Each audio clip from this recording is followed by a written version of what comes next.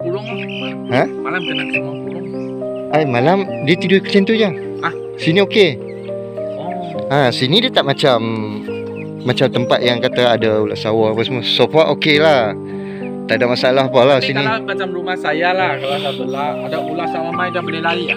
Kalau ulat sawah kalau ni, tak boleh. Tak boleh lari ya? Tak boleh lari. Ulat sawah dia jenis kalau makan, memang kalau dia makan banyak dia akan duduk kat situ. Dia lambat nak lari. Kan? Tapi ular sawah bukan kejar dia kan? Dia tak kejar, dia akan datang lilit macam ni. Kalau malam ayam tak lari. Kan? Dia Dah malam baru makan. dia akan attack macam tu. Masa ayam tengah relax macam tu kan. Jadi rumah saya tak buka jadi. Oh dia takut yang tu. Dia yang kecil. Ni dia tegur burung ni. Tu dia tegur burung tu. Pandai dia.